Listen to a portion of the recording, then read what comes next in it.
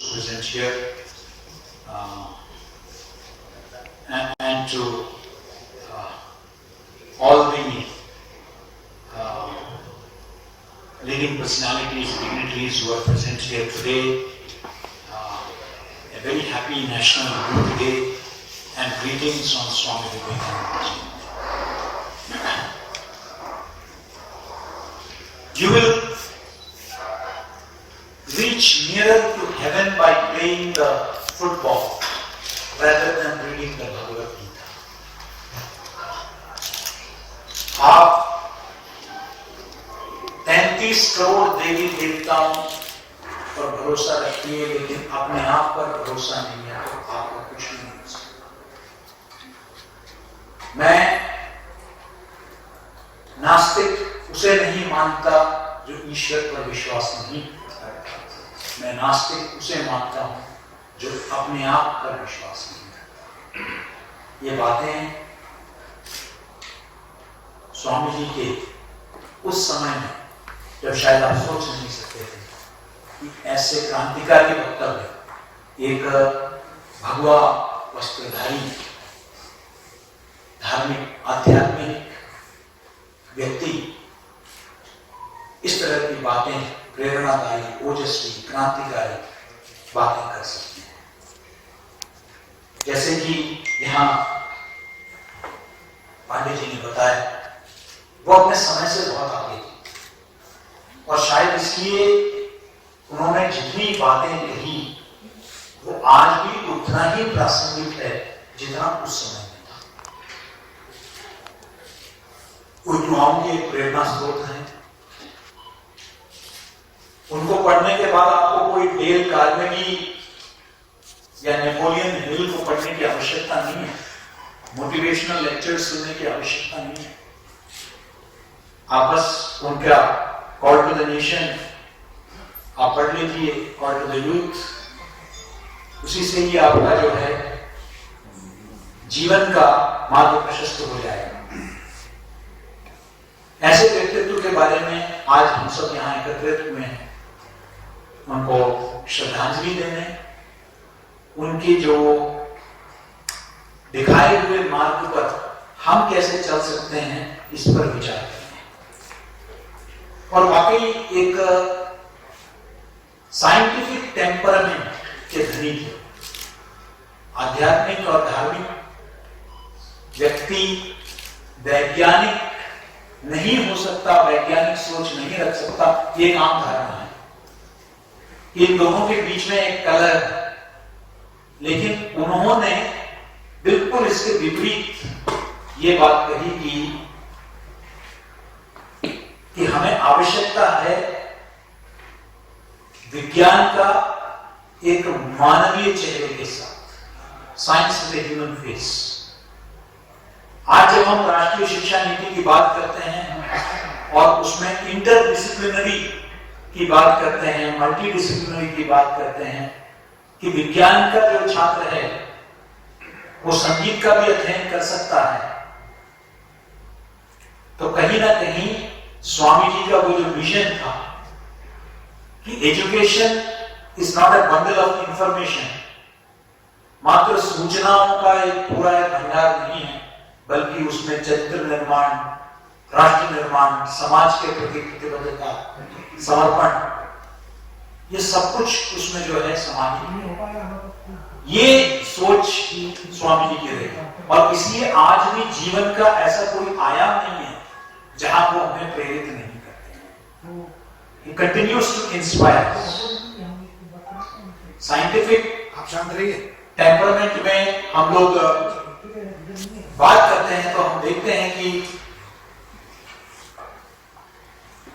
आज Indian institute of science Bangalore है, हमें से कई लोग जानते होंगे कि Indian institute of science Bangalore के उस विजन के पीछे स्वामी जी का सोच रहा है।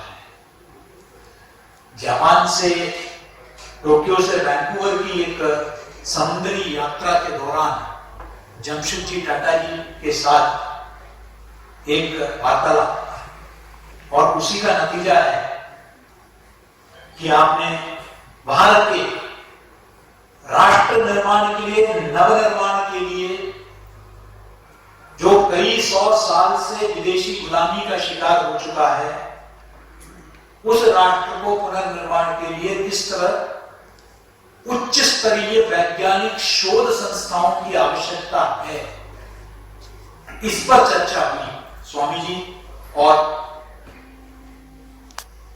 जमशेद जी टाटा के बीच में। और उसी का नतीजा हुआ कि स्वामी जी का भी देहांत हुआ और टाटा का। लेकिन उसके बाद भी वो जो विचार जिसका बीज उन्होंने बोया, वो आगे भगिनी निवेदिता उसको लेकर आगे चलती है, एक जनमत तैयार करती है, अंग्रेजी हुक्मरानों के साथ जो है वार्तालाप करती है, और उसका नतीजा ये होता है कि 1909 में स्थापना होती है Indian institute of science Bangalore. तो ऐसे क्रांतिकारी सोच, जहां हम अक्सर स्वामी जी के बारे में यही हम सोचते हैं कि स्वामी जी ने पश्चिम को भारत से मिलवाया, इसमें कोई दो राय नहीं। जब उन्होंने मात्र कुछ शब्दों से उन्होंने भारत के दर्शन, भारत के चिंतन को वहां अपने बहुत ही संक्षिप्त व्याख्यान में, जहां उन्होंने brothers and sisters of America, जिस मुल्क में लोग अपने माता पिता को नाम से पुकारते हैं, उस मुल्क में उन्होंने जब sisters and brothers of America कहा, तो पहली बार उनको लगा कि एक बिल्कुल अन्य व्यक्ति भी क्या मुझ में अपना भाई देखते हैं, क्या अपना बहन देखते हैं क्या, आप ऐसा सोच सकते हैं। यही भारत का संदेश जो वसुधैव कुटुंबकम का था। इसलिए उन्होंने यूनिवर्सल रिलीजन की बात कही। आज भी चाहे अस्पृश्यता का मामला हो, उससे अनसाइंटिफिक तो कोई हो नहीं सकता। वो विषय हो जहां वो केरल में जब जाते हैं तो वो जब देखते हैं वहां अस्पृश्यता किस तरीके से लोग विश्वास रखते हैं, तो उन्होंने कहा this is the United asylum of India. वहां से फिर वो महिला सशक्तिकरण के लिए कहा कि कोई भी देश जो अपने आदि आबादी को सम्मानित नहीं करता, उस देश का खुद का कभी सम्मान नहीं हो सकता। बहुत पहले, आज भी हम चर्चा पे ही लगे हुए हैं, महिला सशक्तिकरण, महिला सम्मान। अभी हाल ही में कुछ मुल्कों में, अर्जेंटीना में शायद अभी पहली बार अबॉर्शन राइट्स दिए गए हैं, गर्भपात के अधिकार। ऐसा वैश्विक स्तर है, आए दिन घटनाएं होती है महिलाओं की सुरक्षा को लेकर। लेकिन उस समय उन्होंने बोल दिया कि जो राष्ट्र महिलाओं को सम्मान नहीं दे सकता, वो सम्मान के योग्य नहीं है। इतने फार साइडेड थिंकिंग के साथ उस समय उन्होंने सोचा, उन्होंने युवाओं को, उन्होंने जो वैज्ञानिकों को और उद्योगपतियों को, ऐसा कोई तबका नहीं था जिनको उन्होंने प्रेरित नहीं किया। ऐसे मुझे तो लगता है कि हम बहुत अन्याय कर रहे होंगे अगर हम स्वामी जी को मात्र धर्म और पंथ या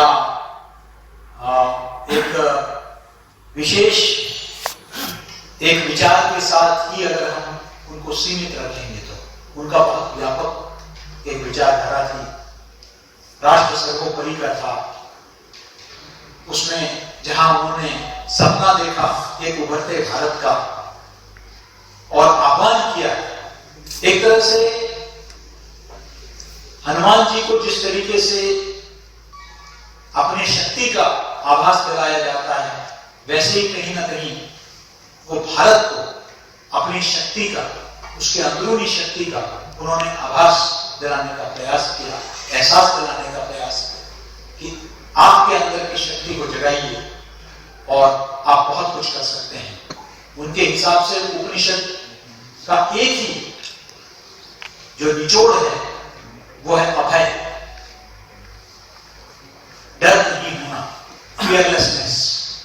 वही एक मंत्र उन्होंने दिया। और शायद वैज्ञानिकों के लिए, क्योंकि आज हम वैज्ञानिक परिप्रेक्ष्य में बहुत कुछ है, बहुत कुछ कहा जा सकता है, क्योंकि आज समय की सीमा भी है और हम और जो वक्ता हैं उनको भी सुनना चाहेंगे। लेकिन उन्होंने एक बात मैं समझता हूं कि हर वैज्ञानिक सोच रखने वाले व्यक्ति के लिए उन्होंने कहा कि जीवन में जब भी आप कोई नया चीज, नया प्रयोग करेंगे तो आपको 3 पड़ावों से गुजरना होगा। पहला पड़ाव, जहां आप पर लोग हंसेंगे, people will ridicule you, they will make fun of you. वो कहेंगे ऐसे न जाने कितने आए और गए, कितने विफल हो गए, ये कौन सा सफल होने वाला व्यक्ति है। और आगे चलकर वो दूसरा पड़ाव, जहां जब वो देखेंगे कि आप दृढ़ संकल्पित हैं, आपने निश्चय कर लिया है विजय की ओर बढ़ने का, तो आपको रोकने वाले, आपका विरोध होगा, आपका डटकर विरोध होगा कि आप किसी तरीके से सफल ना हो, हर तरह की साजिश रची जाएगी। और अंत में जब आप उसे भी डटकर सामना करेंगे, निडर होकर, निर्भय होकर, अभय होकर, तब तीसरा पड़ाव आएगा स्वीकार्यता, जहां वही लोग जो आपको विरोध कर रहे थे, वही लोग जो आपका मजाक उड़ा रहे थे, वो आपको स्वीकार करेंगे और कहेंगे कि वाकई इस व्यक्ति का जो जज्बे को सलाम, इस व्यक्ति ने जो सोचा है वो वाकई। और तभी हम सुनते हैं होनहार वीरवान के होठ चिकने पार। हमें तो पहले से ही पता था। ये सब बातें तब होती है जब व्यक्ति कामयाब होता है, तब तक विरोध भी होता है, मजाक भी उड़ाया जाता है। तो इन सब चीजों का ये वैज्ञानिकों की जिंदगी में भी, टेक्नोक्रेट्स की जिंदगी में भी, हम सभी के जीवन में इस तरह के कठिनाइयों का हमें सामना करना पड़ता है। लेकिन स्वामी जी का जो गुरु मंत्र है, अगर वो हमारे साथ है तो हम निश्चित ही आगे बढ़ते जाएंगे। मित्रों, मैं बहुत उनके विषय को लेकर बहुत मैंने अध्ययन करने का अवसर मुझे प्राप्त हुआ है। इस विषय पर तो हम घंटों बात कर सकते हैं, लेकिन मेरा यह मानना है कि स्वामी जी को मात्र हम उनके जयंती पर या उनके Chicago world parliament of religions को जिस दिन उन्होंने संबोधित किया उसके वर्षगांठ पर ही याद न रखकर, उनके लिए सिर्फ मूर्ति और मंदिर और किताब तक उनको सीमित न रखकर, उनके जीवन के संदेश को हम अपने जीवन में आत्मसात करें, तो मैं समझता हूं कि हमारे समाज और हमारे राष्ट्र का उत्थान होगा। और यही उनके लिए सबसे अच्छी, सबसे खूबसूरत श्रद्धांजलि होगी। मैं पुनः राजीव गांधी प्रौद्योगिकी विश्वविद्यालय उत्तर प्रदेश को बधाई देना चाहता हूं कि उन्होंने ऐसे एक बहुत ही सार्थक चर्चा का आयोजन किया। विश्वविद्यालय के कुलपति और उनका टीम बधाई के पात्र हैं कि आप सबको एकत्रित किया और इस विषय पर मनीषियों को बुलाकर उस विषय पर आपने चर्चा आयोजन किया। बहुत बहुत धन्यवाद।